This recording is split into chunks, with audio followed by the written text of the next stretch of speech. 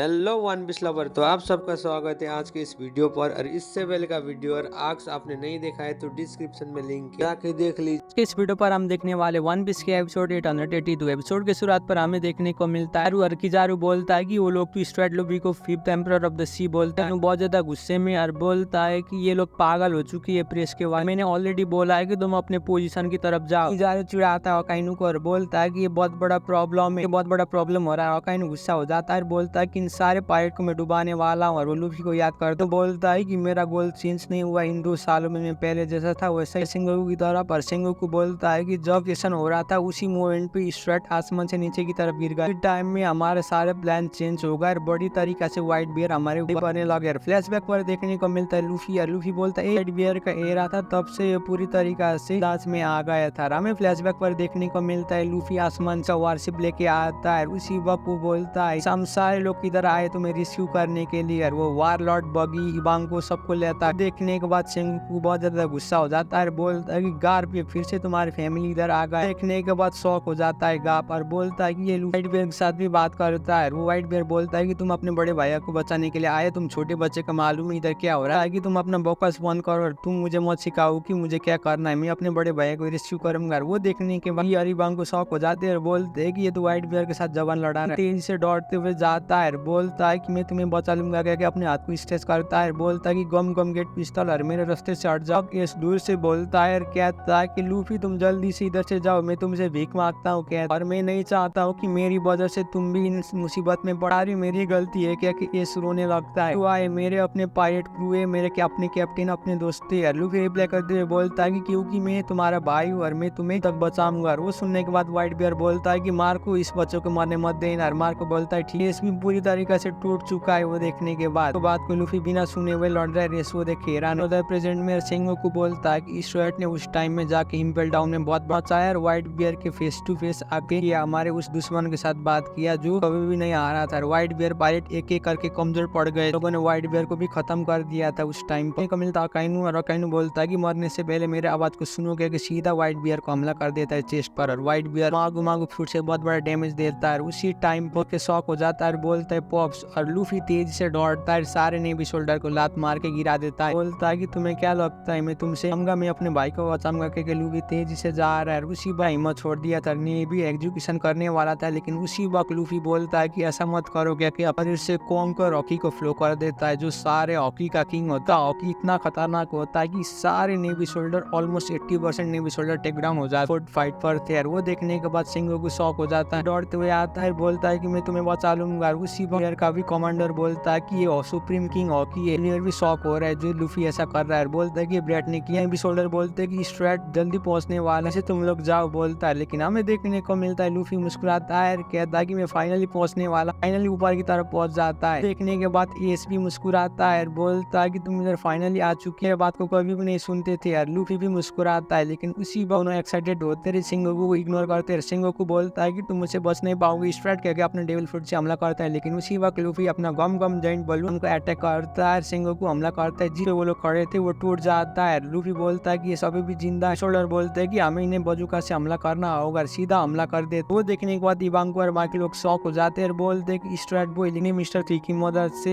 S का stone को खोल देता है। एस का सी प्रिज्म स्टोन हाथ से फूल जाता है। वो अपने डेविल फ्रूट पावर यूज करते उस कैनन को फायर को घर के अंदर की टनल बना लेता है। लूफी को पकड़ते हुए लूफी को बचा के जाता, बोलता है कि लूफी तुम हमेशा से ऐसे थे, मेरे बात को कभी नहीं सुनते थे, ऐसे पागल वाली काम करती हो। एक बाद व्हाइट बियर के सारे कमांडर हैंकॉक जिम में सब खुश है। व्हाइट बियर भी शॉक हो जाता है, बोलता है कि ये तो एस है। देखने को मिलता है एस भी बच जाता है की वजह से। लूफी बोलता है कि एस व्हाइट बियर कमांड देता है, बोलता है कि अब तुम लोगों को किसी हालत में जिंदा जाना होगा न्यू वर्ल्ड की तरफ। काइनो बोलता है कि तुम लोगों ने फायरफिश एस को बचा के भाग गए। व्हाइट बियर का ग्रुप तो बहुत ज्यादा डरपोक, कैप्टन भी एक नंबर का डरपोक है जो गोल्डी रोजर को कभी भी हरा नहीं पाया, इसलिए व्हाइट बियर हमेशा से पीछा, पहले से भी लूजर है, अभी भी लूजर है, क्या अकाइनो बोलता है। वो सुनने के बाद इस भड़क जाता है, बोलता है कि जो तुमने बोला है वो वापस ने अपने लाइफ को रेस्क्यू किया है मुझे बताने के लिए। अकाइनो बोलता है कि व्हाइट बियर एक लूजर की जैसे क्या बोलता है यार बहुत बड़ी मछली है छोटे से तालाब पर। इस बोलता है कि व्हाइट बियर खतरनाक पायरेट है जो इस एरा को कंट्रोल किया, अभी व्हाइट बियर का नाम रहेगा, क्या ये सीधा हमला कर देता अकाइनो के साथ। और वो दोनों क्लैश करते एक दूसरे के साथ गिर जाता है। अकाइनो बोलता है कि जो तुम व्हाइट बियर को पॉस बोलते हो ना, तुम सारे लोग लूजर हो। व्हाइट बियर नीचे की तरफ गिर जाता है चक्कर आके, और बोलता है कि ये तो इसका का बीबर काट बोलता है कि Gol D Roger king of the pirate और ड्रैगन रिवोल्यूशनरी का बेटा एक दूसरे के साथ सोतेले भाई के जैसे रहते। दोनों के शरीर में उस बुरा क्रिमिनल का खून है, इसलिए तुम दोनों के मरना हो, कोई भी परवाह नहीं करता हूँ, तुम दोनों की खत्म करूंगा। बोलता है कि देखो मैं क्या करने वाला, और सीधा छलांग मारते हुए की तरफ हमला करने जाता है। लेकिन हमें देखने को मिलता है लूफी भी शॉक हो जाता है, एस आके अकाइनो को अटैक को ले लेता है, क्योंकि अटैक की वजह से एस उधर ही मर जाता है। वो देख के लूफी हैरान हो जाता है, बोलता है एस पूरी तरीका से घायल हो चुका है अकाइनो को अटैक देखने के बाद। और लूफी बुरी तरीके से शॉक हो रहा है, गले लगा रहा है, बोलता है कि एस तुमने ऐसा क्यों किया। और लूफी रोता है, बोलता है कि ठीक हो। और उसी वक्त एस बोलता है कि मुझे माफ कर देना लूफी, तुम लोगों ने इतना किया लेकिन मैं कुछ भी कर नहीं पाया यार, मुझे नहीं लगता है कि मेरी आवाज उनको सुनाई देगी, जाके उन्हें बता दें। ये बताना चाहता हूँ कि पॉप्स और बाकी लोग को उन लोगों ने मुझे बहुत अच्छा प्यार किया, लोगों ने मेरे जैसे डेविल खून गोल्डी रोजर के बेटे को भी उन लोगों ने एक्सेप्ट किया, तुमने भी मुझे एक्सेप्ट किया लूफी, शुक्रिया तुम सबको। बोलता है तुम लोगों ने मुझे इतना प्यार किया और अपने भाई के जैसे रखा, जानते हुए भी मेरे शरीर के अंदर उस मॉन्स्टर का खून है। वक्त हमें देखने को मिलता है व्हाइट बियर भी अलर्ट हो जाता है। वक्त एस रोता है, बोलता है कि आप लोगों ने मुझे अच्छी तरीके से प्यार करके इतने समय तक रखा, कि एस रो रहा है। वो सुनने के बाद लूफी भी हैरान हो जाता है, एस उधर ही मर जाता है। इसका ऐसा हालत देखने के बाद लूफी पूरी तरीके से टूट जाता है, बोलता है कि एस देखने को मिलता है एस मर जाता है। उसी ब्लैक बियर का भी उसी फाइट पर एंट्री हो जाता है, बोलता है कि व्हाइट बियर पायरेट का अब अंत होने वाला। व्हाइट बियर का फॉर्मर सर्विनेट उधर आ जाता है, मार्शल जीटी, जिसका नाम ब्लैक बियर होता है। व्हाइट बियर को वो उधर ही मार देता है, व्हाइट बियर को इस तरीका से धोखा देता है। लूफी और लूफी के एलाई के ऊपर अटैक होता है नॉन स्टॉप नेवी से, लेकिन वो लोग बचते हुए भाग रहे थे। इसी वार के बीच में एंट्री हो जाता है रेडियर सैंक्स, वो उधर आके उसी वार को पूरी तरीका से रोक देता है। वो देखने के बाद शोल्डर भी शॉक होते हैं, बोलते कि रेडियर सैंक्स, और गाब भी बोलता है कि ये रेडियर बास्टर है जो लूफी को मोटिवेट करके पायरेट बना। बियर भी उधर मर चुका है, रेडियर सैंक्स उधर आ चुका है, क्रू को लेकर नेवी भी डर चुकी है। वो बोलता है कि मैं अभी के टाइम में जो बोल रहा हूँ तुम सबको रिस्पेक्ट करना। अरे व्हाइट बियर पायरेट रो रहे हैं। सैंक्स बोलता है ये चाहता हूँ कि व्हाइट बियर और एस का डेड बॉडी हमारे हवाले करो। शिबक सेंगोकू बोलता है कि ये ब्रॉडकास्ट पूरे वर्ल्ड में होगा, जब ये ब्रॉडकास्ट खत्म होगा तब मैं तुम लोगों को दूंगा। उसी वक्त वाइस एडमिरल बोलता है कि ये पागल जैसे बात मत कीजिए फ्लीट एडमिरल,